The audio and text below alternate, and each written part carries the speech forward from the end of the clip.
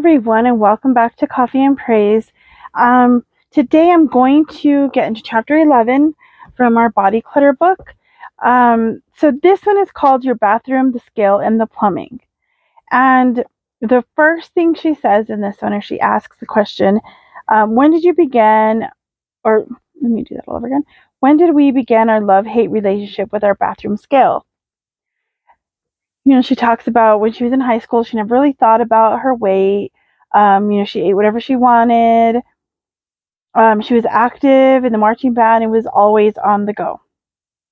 Now, later in her life, when she got pregnant, is when she started noticing, the scale and how she was feeling.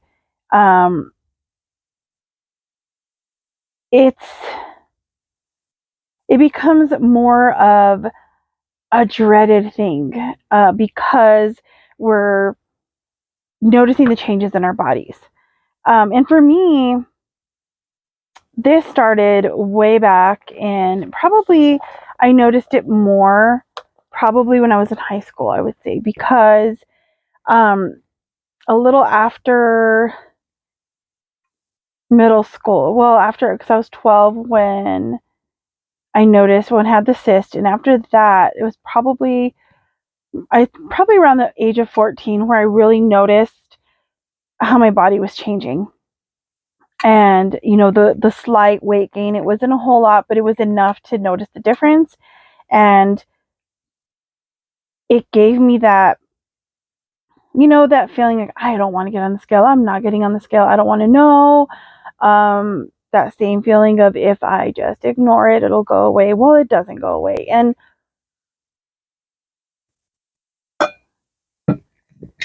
as a matter of fact, I think it makes it worse because our feelings for it are so, we begin to take those feelings of hate towards this bathroom scale and all that stuff, and we start turning that hate on ourselves.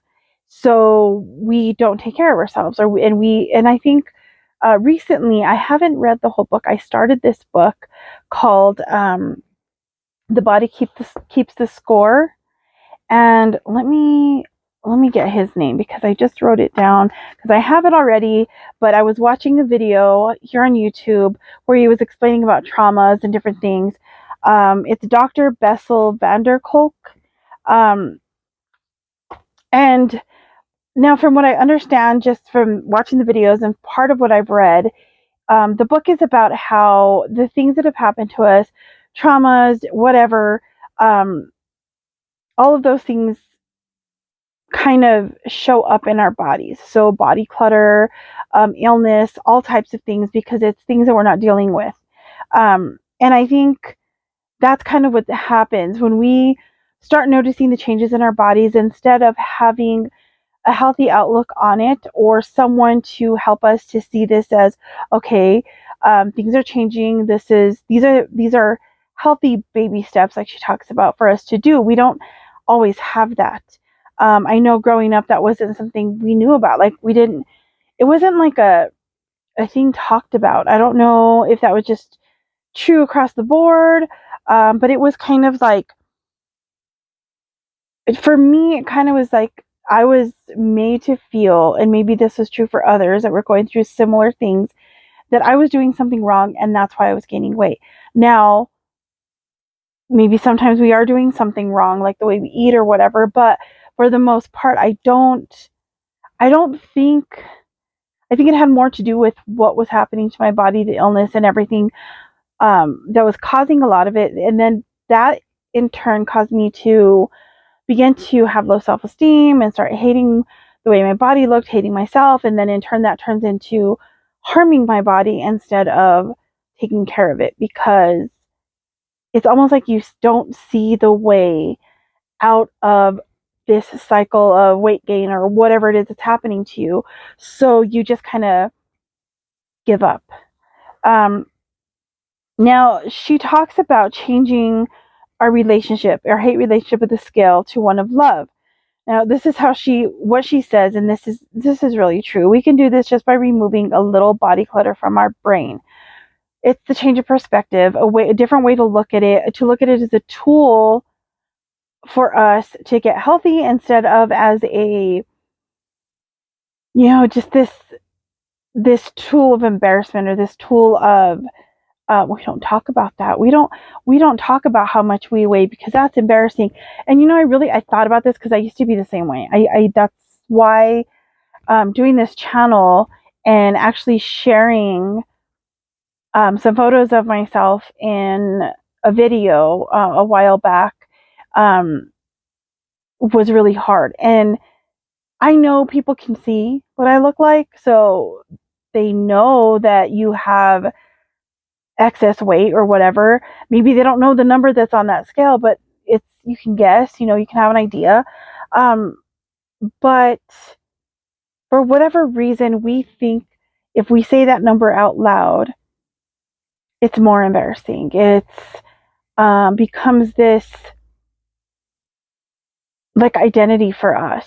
And we began to use it as a way to put ourselves down. And like, I know for me, for instance, especially at my highest weight, like now that I have been losing weight and I know I'm doing things to better myself, it's a little tiny bit easier. But when I was at my highest weight and someone would say, "Oh, you look nice. I really like whatever, that outfit on you," or whatever it is that they said, it was the hardest thing to take a compliment. Like, I guess I would say thank you, but it was thank you, but whatever.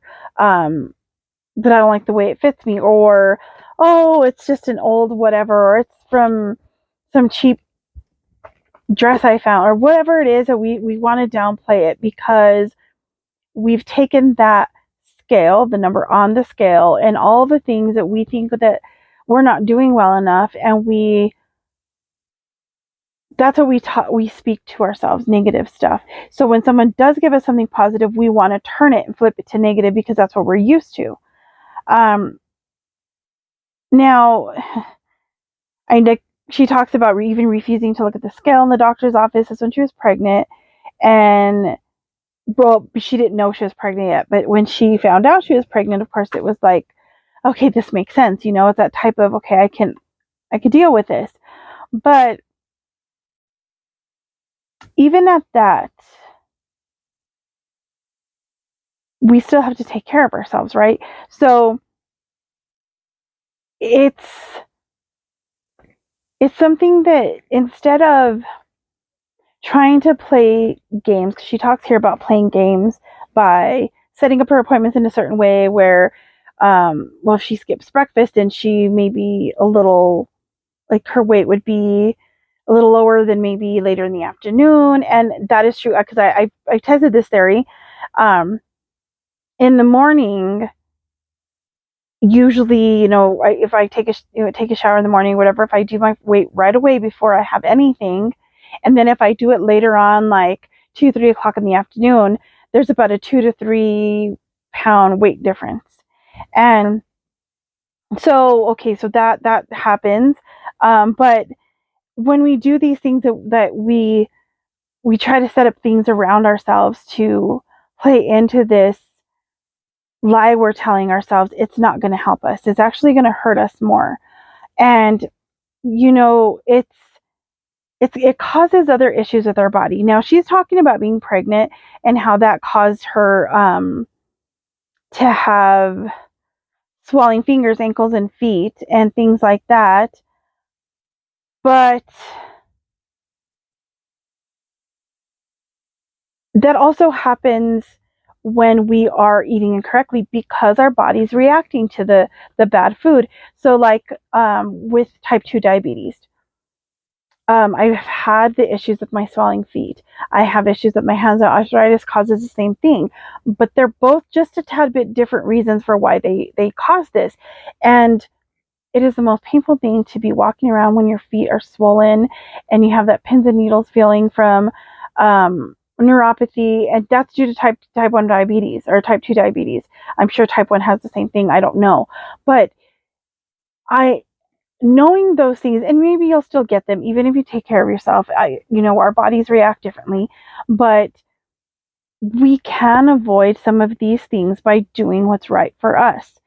And just taking the doctor's advice, seeing a nutritionist, Now there's so many things available online in forms of blog posts. There's websites for almost every doctor, hospital type of place or whatever, nutritionists online. There's a lot of information on Facebook or here on YouTube, Instagram, I mean, everywhere.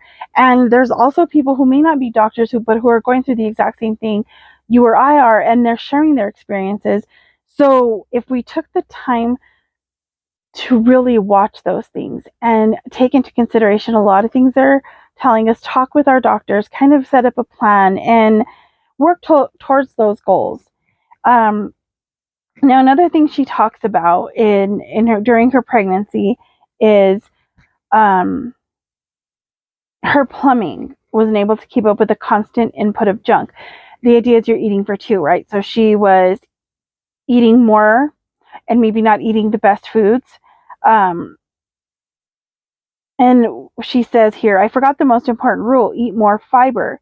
Wasn't there fiber in ice cream and cookies? You know, and then the idea there's a pill for that condition too, a laxative. You know, and so we start using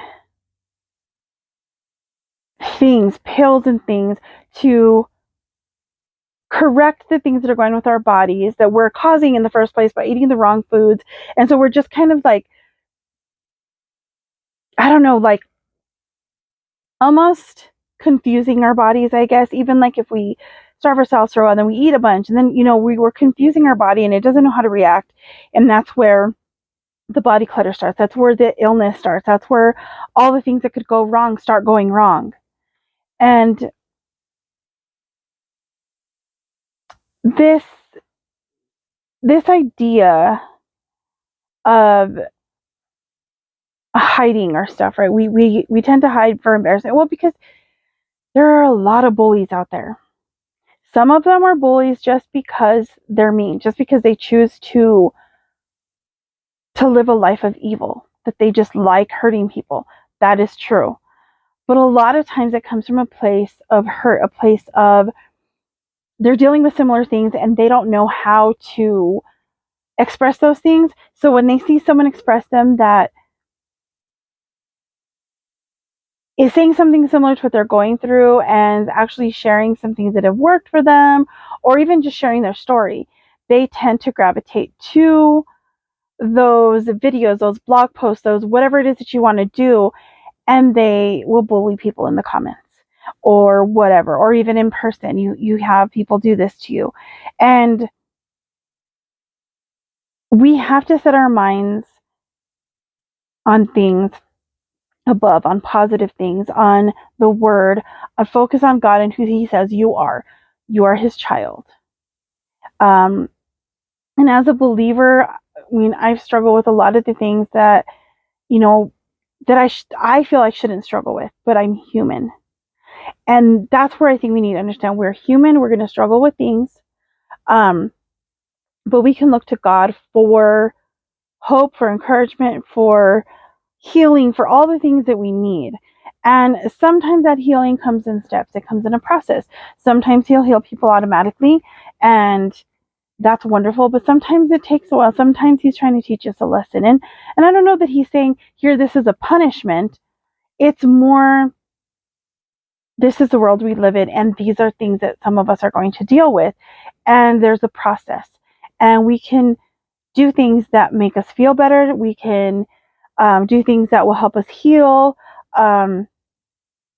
and even do things that will help us thrive even while we are dealing with the illness if it never goes away.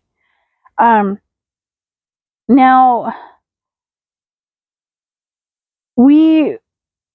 she says here about having a strong hatred for our own bathroom skill. It pushes us over the edge, and we try a group effort approach by joining weekly weigh-ins to keep us on our self-destructive path of using diuretics and laxatives. Why not let the group shame us into doing really strange dances on the scale to help us meet our goal and keep our honor? The sad part is that every dance we do takes us farther away from our elusive goal of peace with our scale, because we're doing things like she says, diuretics, you're the laxatives, the binge and purge. And then she called them the diuretic dance, the laxative boogie, and the binge and purge polka. And then when all else fails, we try flamingo ballet pose to trick gravity. Why do we allow our self-esteem to be hijacked by a simple machine that gives us a number? And it is a fact. It's just a fact. And yes, facts, especially when they deal with something so personal to us, and they can hurt our feelings. The truth hurts sometimes. But if we don't allow that truth to hurt us, we can never be convicted. We will never be able to change. We'll never be able to overcome the obstacles that are in front of us. We'll never be able to become the people that we're meant to be. We each one of us has people out there who look to us for encouragement, for inspiration, or they look up to you for something. They see what you're doing. Like, I want to be like this person. I want to know what they're doing. But if we're lying and we're hiding those truths from these people, when they find you out, they lose trust in you, and you lose you lose everything that you were trying to build, because you decided that holding back these little pieces because they're too embarrassing.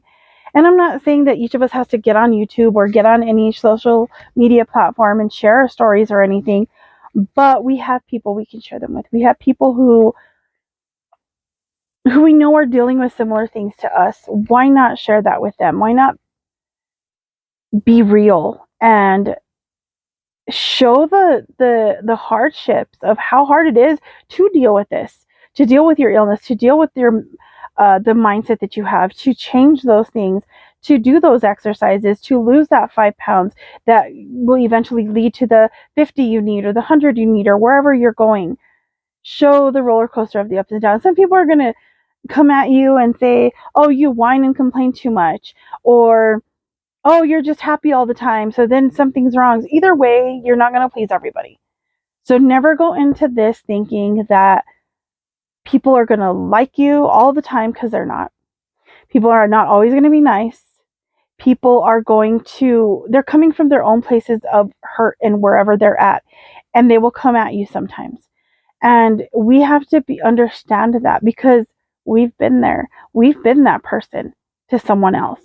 And so when we can understand that we can take ourselves out of that situation and not take those things personal, and continue looking at the facts, living the truth, and continue sharing and encouraging people, and walking down our journey to healing.